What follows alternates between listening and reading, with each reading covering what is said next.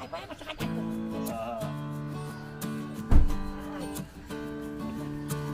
Wala totoo mo siya. Ayaw sabihin sa akin sa ako. Dahil tawag na talaga ko sa landaan. Tawag na talaga sa landaan. Eh, ako. Kusinero ng buong Pilipinas. Kasidera mo, Paano Pilipinas. ka talaga, Pal? 96 years na din si nanay. Maglapit na mag-centenarian. Oh.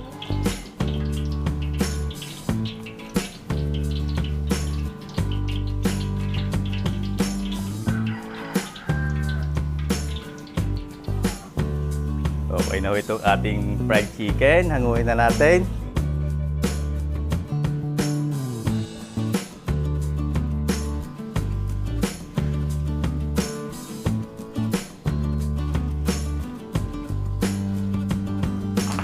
Hop! Hinaan natin ng kaunti ang apoy. Ito po ay beef embutido.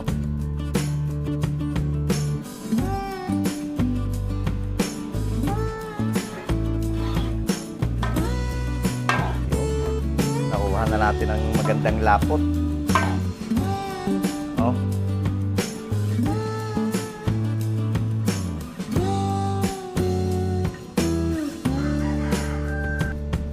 Beef caldereta.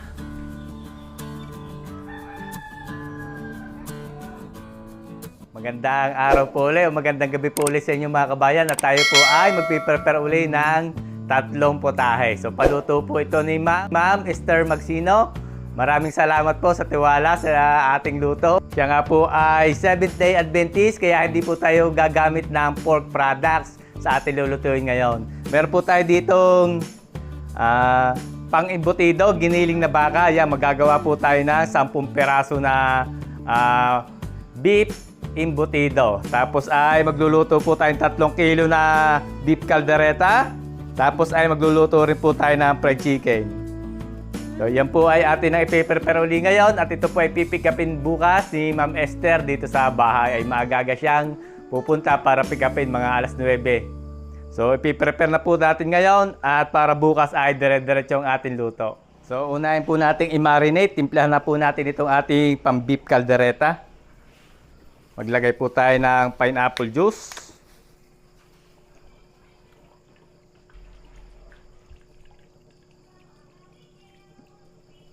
Ayan. Tapos maglagay din po tayo ng pickles. Timplan po natin ang paminta.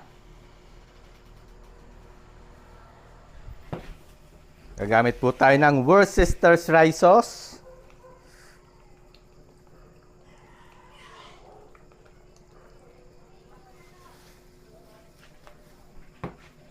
Tapos maglagay din po tayo ng toyo. Ayan. Haluin lang po natin.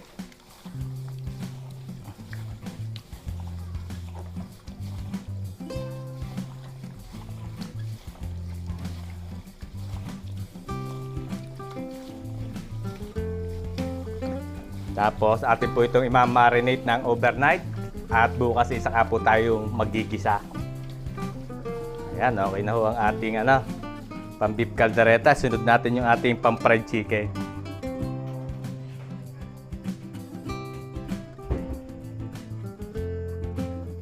So, timplahan po natin yung ating fried chicken. Ilagay po tayo ng bawang. Ayan. Durog na bawang. Tapos ay katas po ng kalamansi. Ayan, napakahalaga po ng kalamansi para matanggal ang lansa. Lagay po tayo ng paminta. Maglagay din po tayo ng chicken powder.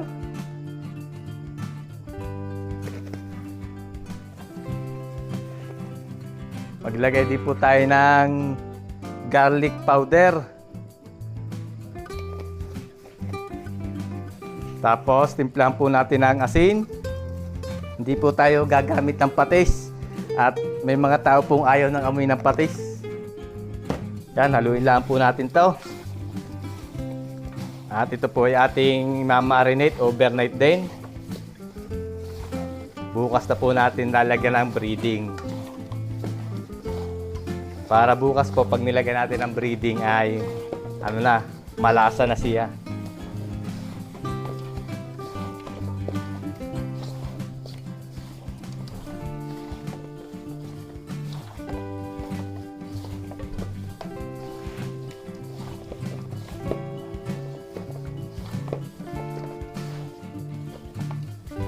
Ayan, okay na.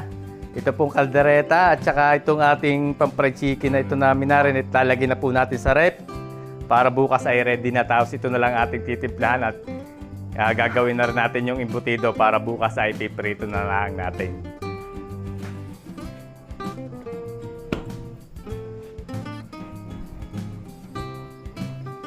So, nandito po yung ating pang-embutido at tinantimplahan. Maglagay na po tayo ng itlog, pasas, tapos po ay pickles. Nagtimpla po tayo ng paminta. Tapos maglagay po tayo ng soy sauce. Ayan. Timplahan din po natin ng kaunting asin.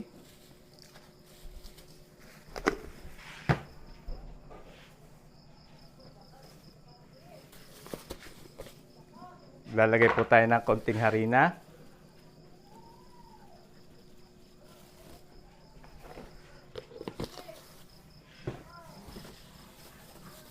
Tapos maglagay din po tayo ng konting ketchup.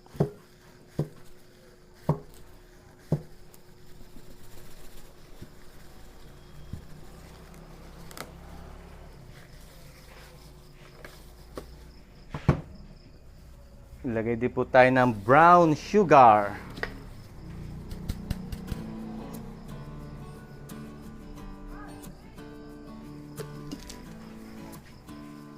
Tapos maglagay din po tayo ng keso.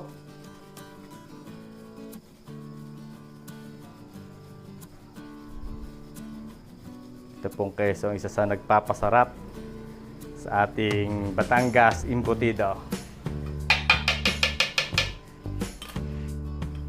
So yan, haluin lang po natin ng maayos para po yung ating mga rekado ay mapantay.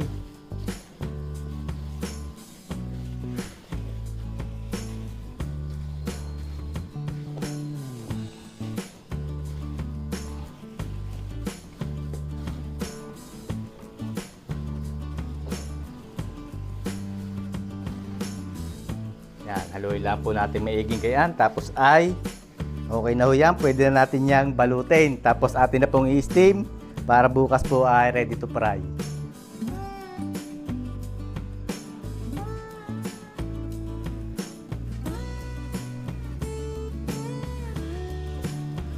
Right, balutin po natin yung ating embutido. Meron na po ako inanda rito na dahon. Ito po sinalab ko na kanina. Yan, maglagay lang po tayo ng margarine. Konting margarine. Hindi po tayo gagamit ng hotdog. Pure beef lang po ito.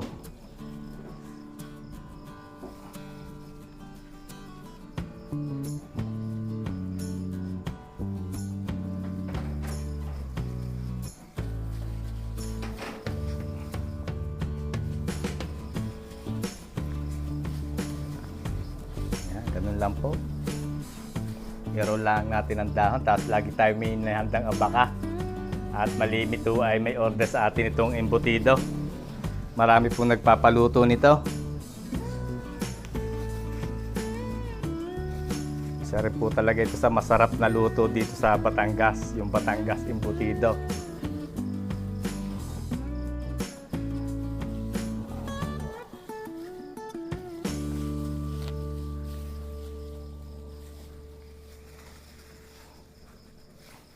Yan, ganun lang po, tatalian natin ang abaka. Sa dulo, sa gitna, tapos sa dulo ulit. So yan, tapos na po natin balutin. Atin lang po i-trim at atin na itong i-steam.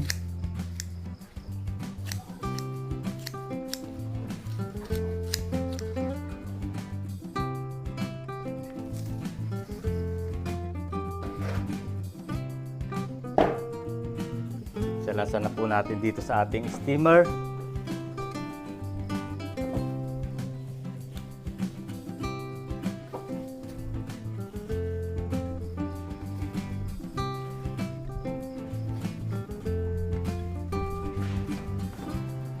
Tapos takluban po natin ang dahon.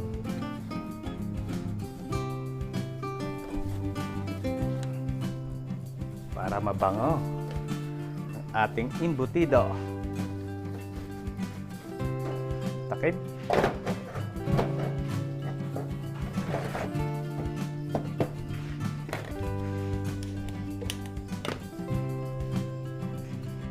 So yan, i-steam lang po natin to sa loob ng 1.5 oras at balikan natin mamaya pagkatapos ng 1.5 oras. Pagkatapos po ng 1.5 oras, buksan po natin. Atin pong titignan at patayin na po natin ang apoy at luto na ito. So yan ang mga kabayan ang itsura ng ating beef embutido. Natanggalan na po natin ang dahon. Yan. Tapos papalamigin po natin to at bukas ay ready to fry na.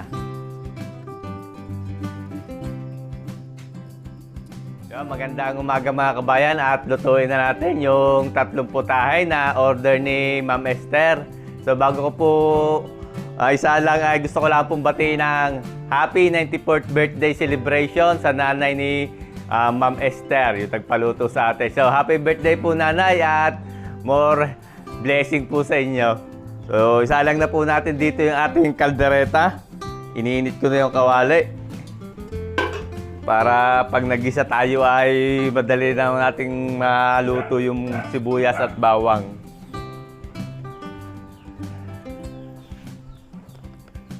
So, maglagay na po tayo ng mantika.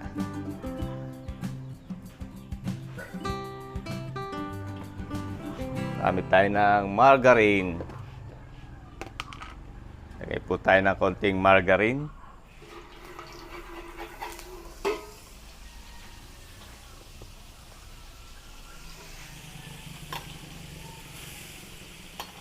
Bawang.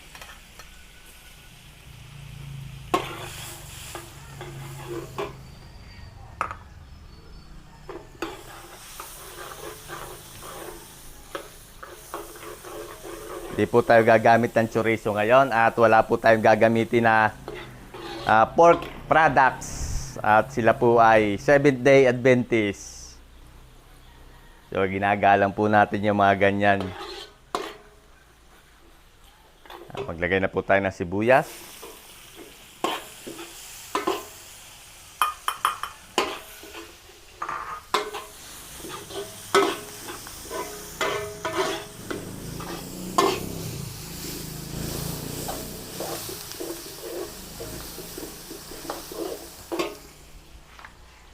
Isa po natin yung tomato sauce.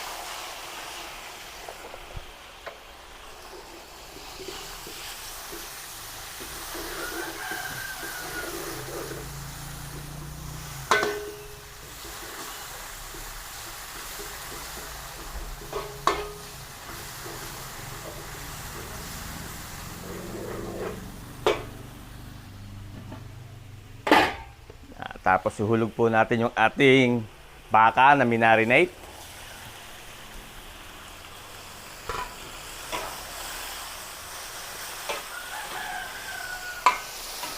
Haluin lang po natin maigi.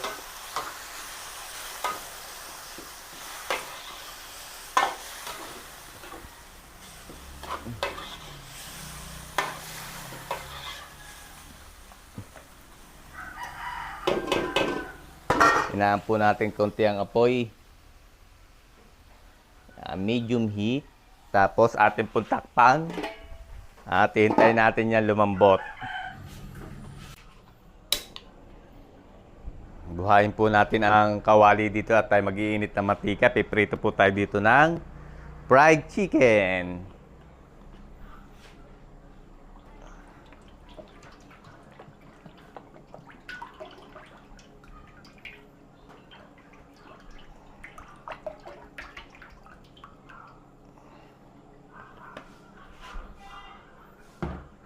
Yan, nandito po yung ating minarinate na manok. Lalagyan po natin siya ng breading. Lagay po tayo ng itlog.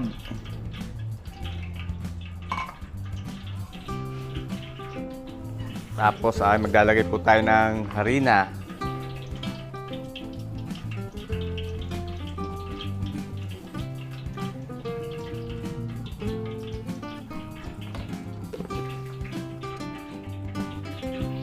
Lagay din po tayo ng kaunti pang garlic powder.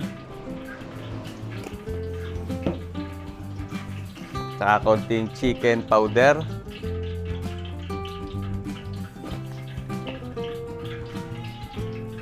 Tapos paminta. Haluin lang po natin.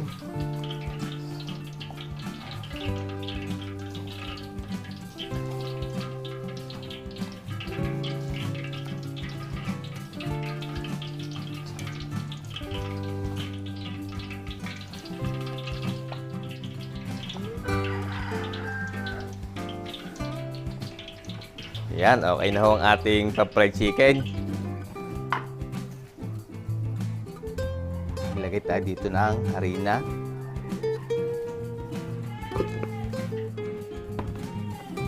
Saka cornstarch. Pinaghalong harina at cornstarch.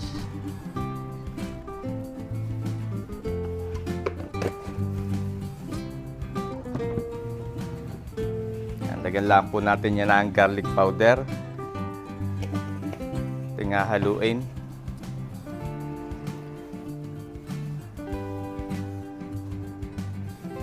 Gagawin po natin pinaka-breading to ng ating chicken. Bago natin siya iprito. Hindi na po tayo maglalagay ng pampaalat dito, mga ano, dahil may lasa na po yung ating manok. Baka umalat dyan. Lubog lang po natin dito. Tapos prito na natin.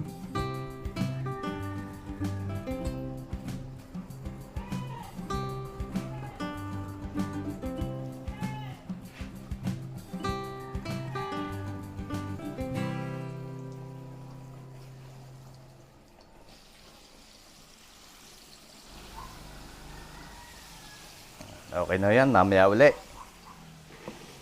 Haluin po muna natin itong ating kaldereta.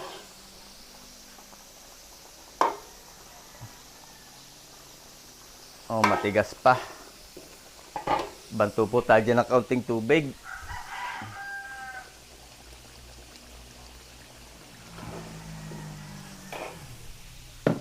Pwede rin pong mainit na tubig kayo, maglagay kayo ng mainit na tubig, pero okay din ho kahit malamig. Tapos, takuluban po natin. Kaya natin lumambot ng ayos. Okay na ho itong ating unang salang ng manok. Ang lalaki ng ating manok, ang lalaki ng gayat.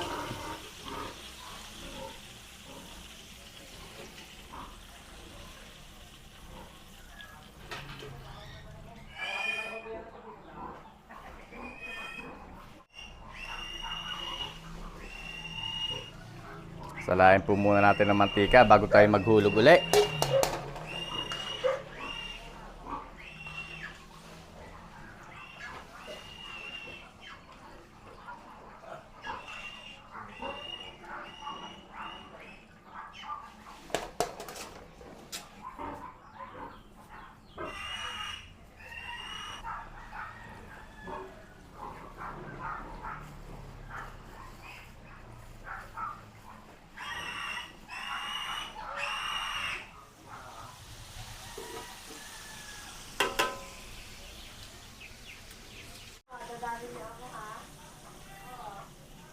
Okay na ho itong ating fried chicken. Hanguin na natin. At ating pong patitiningin yung mantika. Tapos piprito tayo dito ng embutido. Yan, lalaki oh.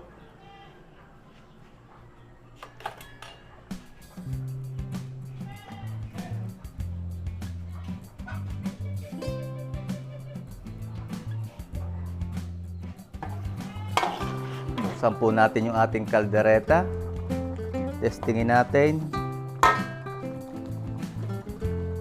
Malambot na. Pwede na po ito. Pangit naman pag nadudurog. Ilalagay na po tayo dyan ng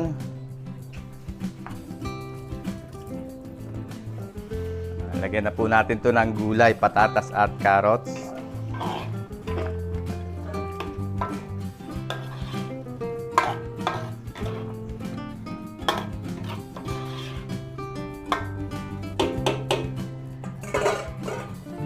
Tapos maglagay din po tayo ng konting chili sauce. Pero hindi po natin paanghangin. Mabisa po itong chili sauce na ito. Maglagay na rin po tayo ng keso. Sabay na natin yung keso.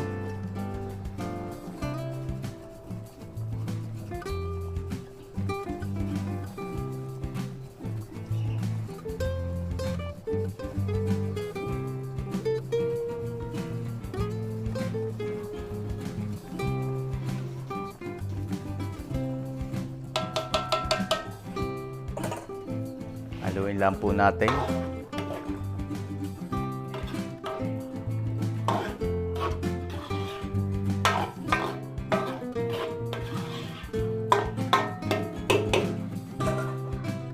Ilagay na rin po natin yung olives. Tapos ilagay na rin po natin yung bell pepper. Yan, takluban lang po natin. Mamaya natin hahaluin. Hintayin natin lumambot yung patatas and carrots.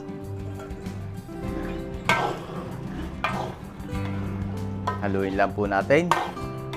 Baka dumikit ang ilalim.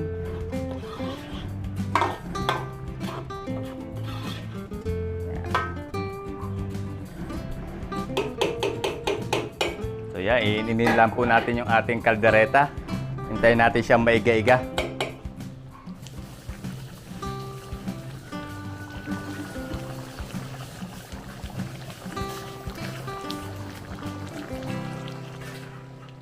Maglagay din po tayo ng kaunting tomato paste. Yan. Pampalapot. At saka para gumanda palalo ang kulay. For thicker and ready dishes. Tomato paste.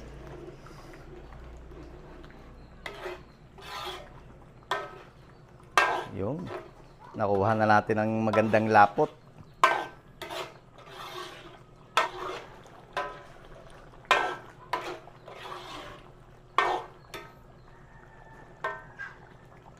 Okay na. Hanguin na po natin yung kaldereta. Quality na raw, sabi ni Bochog Charap. Lagay na po natin dito sa tray.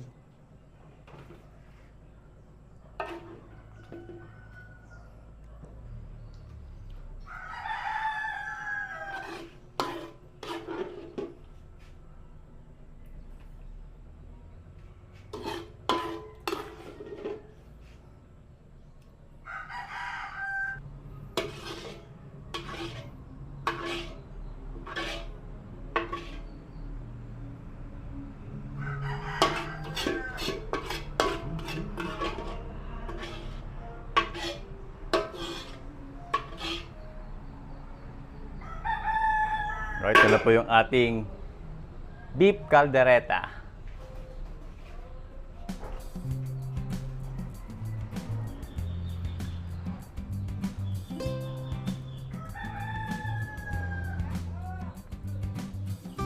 Preto po tayo dito ng embutido. Hop! Hinaan natin ng kaunti ang apoy. Tatalabsikan.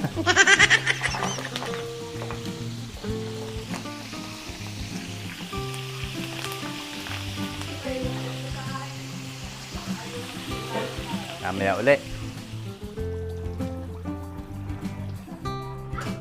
Hanguin na po natin yung una nating salang. Lagay po natin dito sa para makatulo ang mantika.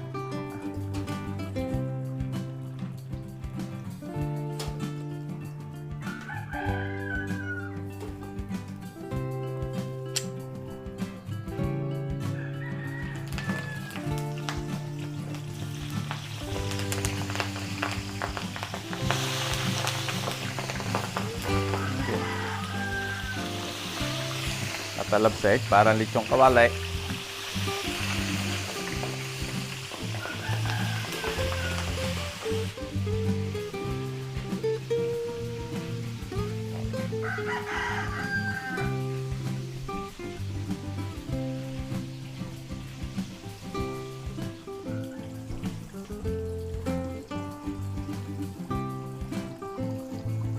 Okay na po ito.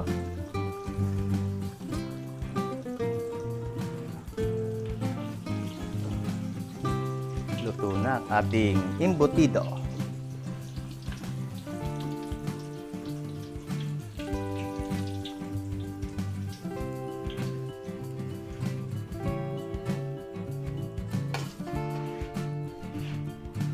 Ito na po yung ating Batangas style na embutido. Ayan, nakabalo to siya sa dahon. Ito po ay beef embutido.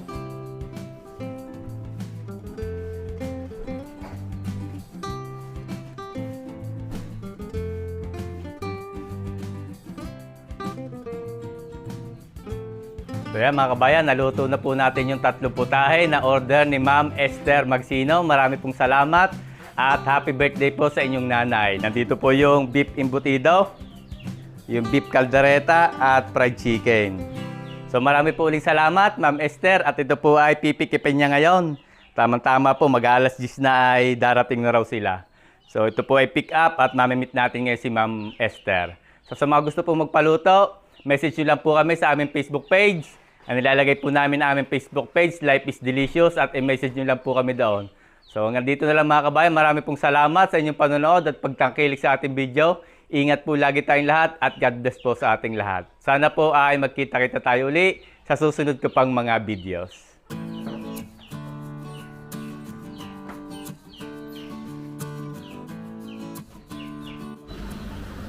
Ay, magandang umaga ho. Happy birthday ho sa inyo. Oo, ako po. Nandiyan na mga kabayan si Ma'am. Sa TV ho ninyo ako nakita. Opo.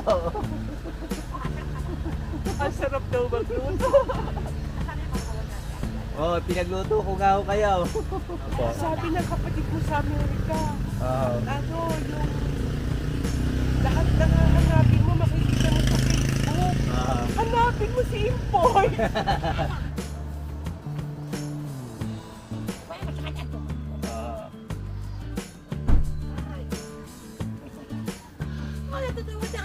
Ayaw sabihin sa ako sa ako dahil sabihin. Tao na dala ko sa andaan, tao na dala ko sa andaan. Buti sa sukoy niyo agad. Hindi ako makalakad na.